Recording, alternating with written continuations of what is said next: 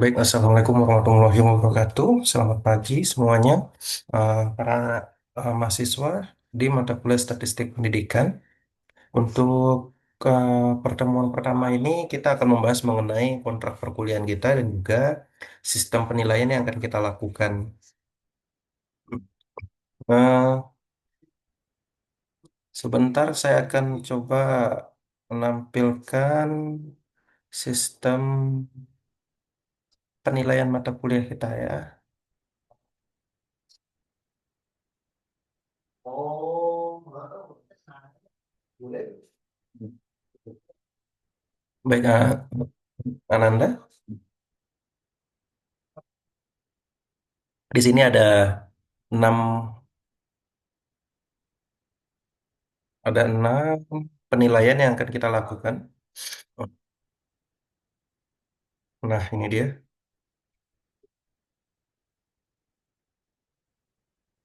Oke, saya warnakan dulu. Nah, di warna kuning ini adalah penilaian enam penilaian yang akan kita lakukan. Di sini ada UTS, ada UAS, tugas makalah, kuis, case method, dan project based learning. Untuk penilaiannya bisa dilihat di atasnya ini. Nah, di sini ada bobot-bobot nilainya. Jadi tiap-tiap tugas itu mempunyai nilai yang berbeda. Jika salah satu mahasiswa nanti bilang gini, Pak, saya UTS saya kemarin 100 loh, Pak. Tapi kok nilai saya lebih rendah daripada nilai yang teman itu, padahal dia UTS-nya rendah loh. Nah, jadi di sini untuk menjawab pertanyaan yang tadi, bahwa nilai Ananda semua itu bukan dari satu nilai, tapi merupakan kumulatif. Kumpulan nilai-nilai yang nantinya akan kita berikan di akhir perkuliahan atau di akhir semester. Nah, itulah dapatlah nilainya berapa, A kah, A minus kah. Nah, gitu ya. Contoh. Nah, di sini ada 6. Misalnya UTS-nya dia dapat nilai 100 lah misalnya tadi ya. 100. Ternyata di UAS-nya dia cuma dapat nilai 75. Kemudian di tugas makalahnya ternyata ada makalah dia eh, tugas yang dia nggak kumpul. Misalnya dia dapatnya 70. Ternyata di kuis dia mengerjakannya ada. Tapi bagus banget enggak. Tapi ada dia mengerjakan 80. Nah, kemudian di case method, nah ini dia bagus misalnya 80. Dan di project based learning dia bagus juga misalnya sekitar ya 80 lah. Tuh, dia dapatnya A minus. Seperti itu ya. Jadi kalau misalnya mau bagus berarti memang Ananda bisa lihat persentase nilainya di sini. Berarti paling tidak di sini lihat ini kan 81 nih di sini. Nah, kalau 81 masih A minus, berarti harus dapatin 85. Misalnya di sini proyeknya dia bagus banget, proyeknya 90. Masih belum bisa juga. Nah, di sini juga kita naikin 90 juga, misal bagus banget ya. Tuh. Nah, baru bisa naik. Jika dianya di sini tetap 80, kemudian di UASnya bagus 90, tuh bisa juga naik. Jadi seperti itulah kurang lebih penilaian kita ya. Bagaimana Nanda semua bisa mendapatkan nilai A. Jadi di sini terlihat. Dan ini bisa dipertanggungjawabkan untuk penilaiannya. Kemudian, untuk mendapatkan nilai UAS, bukan mendapatkan nilai UAS, tapi untuk mengikuti UAS, maka Nanda diperlukan kehadiran minimal di sini 13 atau 80%, sehingga boleh dipakai untuk sakit, izin, atau alfa. Nah, di sini, jika melebihi dari 3 kali ketidakhadiran, mau dipakai untuk apapun, maka Nanda harus mengisinya, maaf, maka Nanda tidak bisa mengikuti UAS seperti itu ya. Jadi itu syaratnya. Kemudian untuk eh, tugas kuis, case method, dan project based learning, eh, di sini nanti ntar saya tunjukkan. Di sini ada sistem pemetaan. Nah, ini dia. Di sini ada tugas, kuis, case method, dan project. Dan ini perkiraan jumlah tugas yang akan diberikan ya ini maksimal lah. Nah ini untuk bentuk tugasnya. Oke, jadi ada tugasnya tiga, kuisnya tiga atau empat, case methodnya dua atau tiga, dan projectnya satu. Kemudian di sini nanti untuk WA. Nah ini untuk WA ini kan kita punya grup tuh. Nah di grup itu jika informasinya berupa pemberitahuan maka tak perlu dibalas. Misalnya Bapak ngasih tahu, ini untuk tugas besok ya. Nah, iya terima kasih Pak. Nggak perlu. Khusus di mata kuliah ini dengan Bapak. Jadi kalau mata kuliah ini tapi dosen bukan Bapak, ya itu aturan dosennya ataupun di mata kuliah lain. Jadi ini khusus untuk mata kuliah ini dan dengan Bapak. Jadi kalian tak perlu repot-repot. Kalau mau kasih emoticon, ya nggak masalah lah. Tapi informasi tidak tenggelam. Kan biasanya kan bisa tuh di chatnya itu kan di bawah chatnya itu langsung diberikan emoticon, ya itu nggak masalah. Silakan saja. Kemudian yang kedua untuk tiket pulkam ini, nah ini jika misalnya nantinya kita akan ada offline, maka Ananda semua diminta untuk menyesuaikan ujian akhirnya. Jadi kita nggak tahu ya ke depannya bagaimana. Jadi harapan Bapak adalah jangan sampai Bapak pula yang menyesuaikan waktu kalian, Pak. Saya sudah beli tiket, Pak. Nah, kita nggak tahu apakah nantinya di saat itu mungkin dosennya sibuk, atau ada rapat dadakan, atau suruh menghadiri kegiatan dadakan, sehingga harus diundur. Contoh, ujian kita di hari Jumat. Ternyata di hari itu Bapak mendapatkan tugas mendadak dan tak bisa dihindari, harus diikutin. Sehingga ujiannya harus kita tunda. Ya udah, ujiannya ditunda ya, nggak bisa hari Jumat, Bapak bisanya hari Senin. Nanti kalian nggak lupa, kalian sudah mesan tiket, Pak, hari Minggu. Nah, itu di luar tanggung jawab Bapak. Jadi Bapak tak bisa mengikuti jadwal kalian. Jadi kalau misalnya mau aman ya selesaikan dulu semua, baru beli tiket. Ya konsekuensinya tiketnya habis dan lain-lain ya itulah resikonya namanya juga kita kuliah di perantauan kan. Sehingga emang itu yang menjadi resiko kita. Ya Nanda silakan me- menentukan sendiri bagaimana baiknya. Apakah beli tiketnya dijarakkan ataukah setelah ujian baru dibeli tiket. Nah, itu silakan Anda tentukan sendiri. Yang jelas, kita tidak menyesuaikan waktu Anda ya untuk kegiatan ujiannya. Tapi jika misalnya ini tetap berlangsung secara online, maka ya berarti tugas ujiannya ya online juga, jadi nggak ada masalah. Mungkin seperti itu untuk penilaian kita. Kemudian untuk RPS, nah nanti silakan lihat sendiri di Smile UNP-nya. Di sana nanti ada materi-materi perkuliahan yang akan kita lakukan.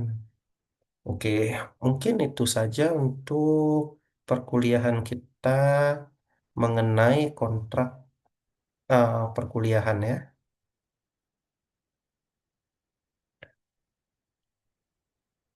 Selanjutnya kita akan ke materi pertemuan pertama. Oke, sebentar.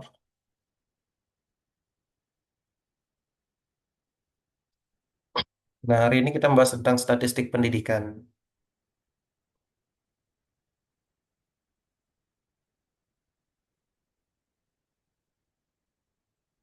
Sebentar ya. Oke.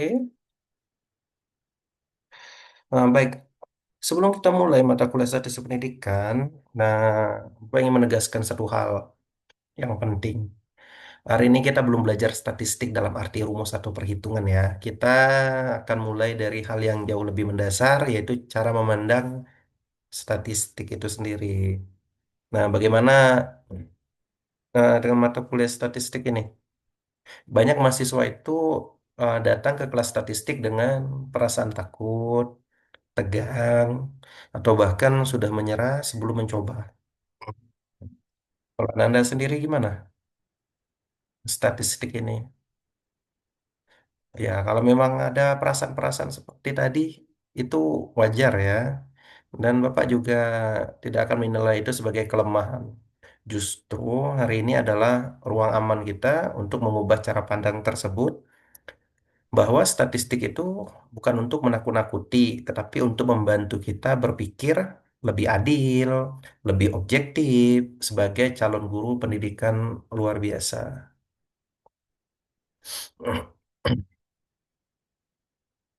Oke, pada pertemuan pertama ini, nah kita tidak akan langsung masuk ke materi teknis ya. Jadi ya kita eh, seperti ingin tahu lebih dahulu lah kemana sih mata kuliah ini akan berjalan. Nah, kita akan bergerak secara bertahap mulai dari memahami maknanya, mengenal data pendidikannya, sampai nanti menganalisis data penelitiannya. Nah, dengan mengetahui gambaran besarnya sejak awal, Bapak berharap bahwa Ananda semua tidak merasa tersesat atau terkejut di tengah jalan. Jadi, statistik itu bukan sesuatu yang tiba-tiba sulit. Nah, tetapi menjadi sulit jika kita melompatinya tanpa peta,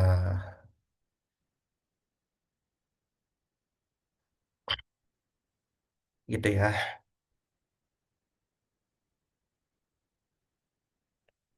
Oke, selanjutnya tujuan pembelajaran hari ini. Nah, tujuan pembelajaran hari ini tidak diukur dari bisa atau tidaknya Anda menghitung.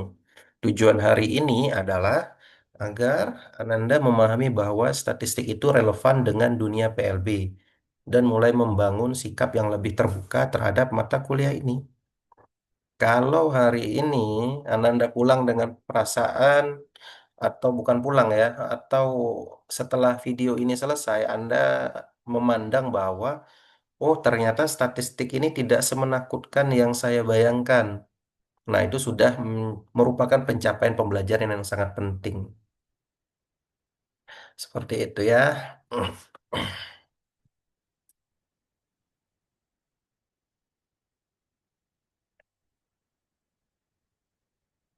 Oke, sekarang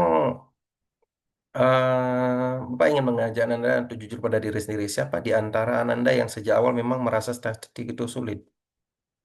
Siapa yang pernah merasa takut melihat angka? Oke, tidak apa-apa. Jika Anda merasa seperti itu, justru Bapak ingin kita mulai dari kejujuran ini. Banyak kesulitan belajar statistik itu bukan karena kemampuan intelektual, ya, tetapi karena beban emosional. Hari ini kita mulai dengan melepaskan beban itu.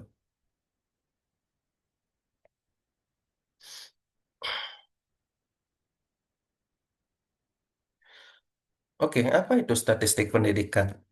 Nah, tentu ini akan menjadi sesuatu yang mendasar sekali ya. Oke, bahwa statistik pendidikan itu pada dasarnya adalah alat bantu. Jadi dia membantu kita, ya, bukan menakut-nakutin kita. Dia membantu kita. Ia membantu kita mengumpulkan data pendidikan. Setelah dikumpulkan, nanti akan diolah data itu dan nantinya akan ditafsirkan data tersebut agar bisa kita gunakan dalam pengambilan keputusan. Jadi, tanpa statistik, data itu hanyalah kumpulan angka yang tidak berbicara. Nah, statistik itu membuat data tersebut bermakna dan bisa dipertanggungjawabkan secara ilmiah. Bapak ingin menekankan bahwa statistik itu bukan tujuan akhir pembelajaran. Tujuan kita bukan menjadi ahli menghitung, tetapi menjadi pendidik yang mampu membaca dengan benar. Kesalahan menghitung masih bisa diperbaiki, namun kesalahan dalam menafsirkan data ya, bisa berdampak serius.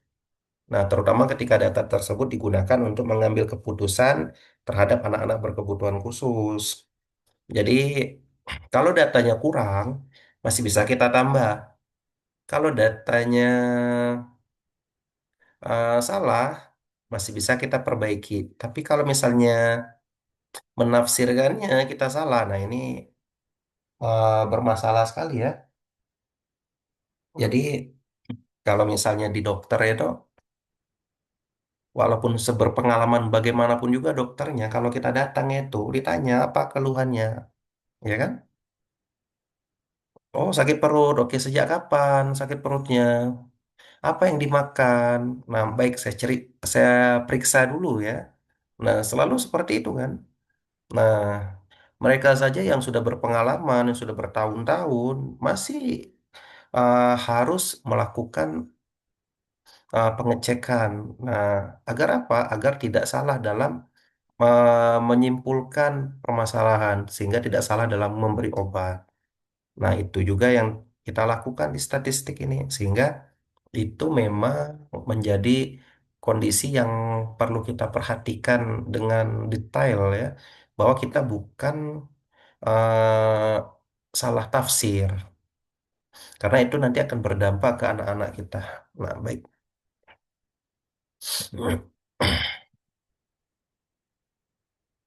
Mengapa statistik itu penting di PLB?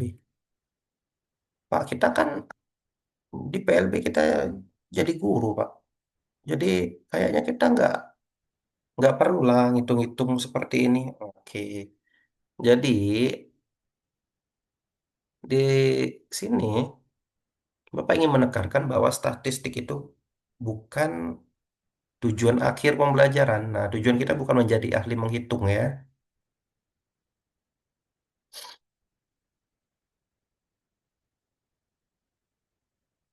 Dalam pendidikan luar biasa, kita tuh bekerja dengan anak-anak yang sangat beragam. Setiap anak memiliki kebutuhan. Kebutuhannya berbeda-beda. Kecepatannya belajar berbeda-beda, dan juga pola perkembangannya itu kan berbeda-beda juga. Nah, di sini statistik itu membantu kita agar tidak menyamaratakan kondisi anak. Ia membantu kita melihat siapa yang berkembang, siapa yang tertinggal, dan apa yang perlu diperbaiki dalam pembelajaran. Nah, di situ perannya statistik yang sangat penting.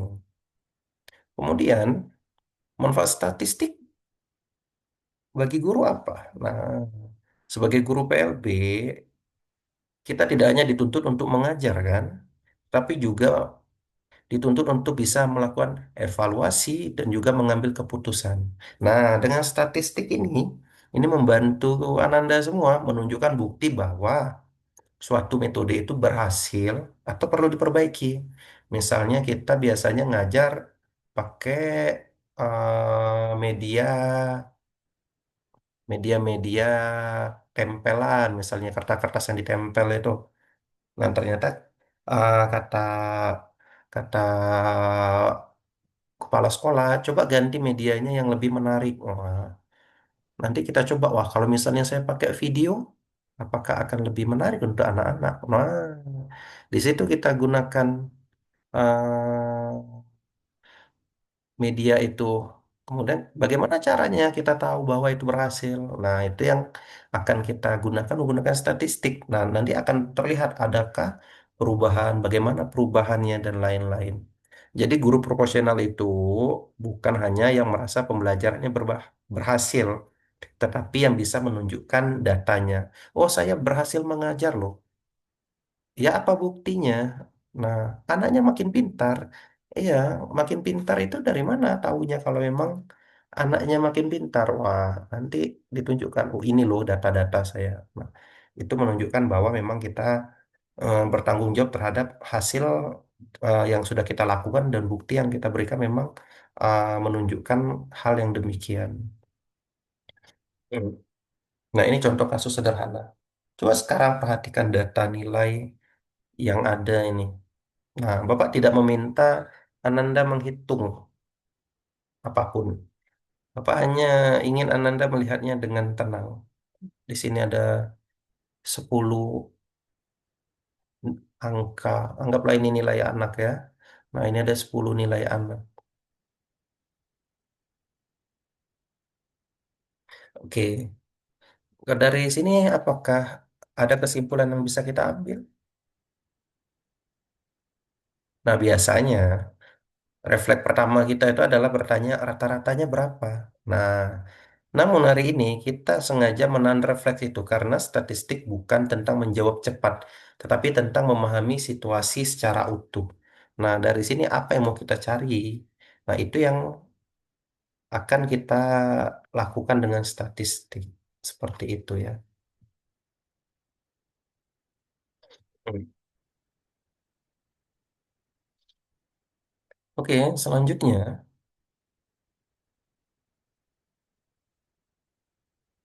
dari data tadi. Nah, saya udah lihat tadi ada 10 data tadi. Nah, kita bisa bertanya, apakah pembelajaran itu sudah berhasil? Apakah semua anak berkembang dengan cara yang sama? Apakah satu angka cukup mewakili kondisi seluruh anak? Nah, pertanyaan-pertanyaan ini menunjukkan bahwa data itu tidak bisa dipahami secara sederhana. Disinilah peran statistik itu menjadi penting.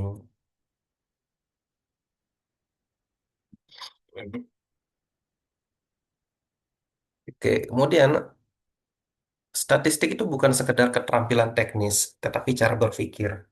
Nah, ia melatih kita untuk berhati-hati, tidak terburu-buru dalam menyimpulkan, dan selalu mempertanyakan apakah data sudah dipahami dengan benar. Nah, cara berpikir inilah yang akan sangat berguna dalam dunia pendidikan dan juga penelitian. Oke, selanjutnya statistik dalam skripsi. Nah, statistik itu akan selalu hadir dalam skripsi, terutama pada bagian analisis data dan hasil penelitian. Tanpa statistik, data penelitian itu tidak memiliki kekuatan ilmiah. Karena itu, mata kuliah ini bukan penghambat skripsi Ananda semua ya, tetapi justru bekal agar skripsi Ananda kuat dan dapat dipertanggungjawabkan.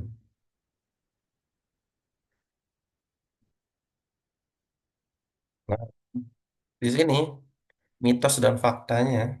Ada banyak mitos tentang statistik. Salah satunya bahwa statistik itu sulit dan hanya untuk orang tertentu. Faktanya, statistik itu bisa kok dipelajari oleh siapapun jika dilakukan secara bertahap dan dipahami maknanya. Nah, makanya memang untuk mata kuliah statistik ini harapan Bapak adalah kalian tidak ada yang sering-sering tidak hadir karena dia akan berkaitan terus sehingga nanti kita bingung jika ada yang tidak dapat materinya. Yang membuat statistik terasa sulit itu seringkali adalah cara belajar yang terlalu cepat dan langsung ke rumus. Nah, baca-baca dikit, oh langsung lihat rumus. Akhirnya bingung, loh kok gini, loh kok gini. Nah, gitu. Jadi sebenarnya kita harus step by step. Nah, belajar yang Bapak harapkan di kelas kita ini, Bapak itu tidak menuntut kesempurnaan. Bapak lebih menghargai keberanian untuk bertanya, mencoba, dan berdiskusi.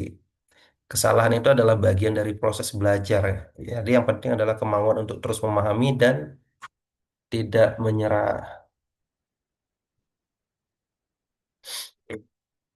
Oke, sebagai penutup, nah, Bapak ingin Ananda mengingat satu hal bahwa statistik itu bukan musuh guru PLB.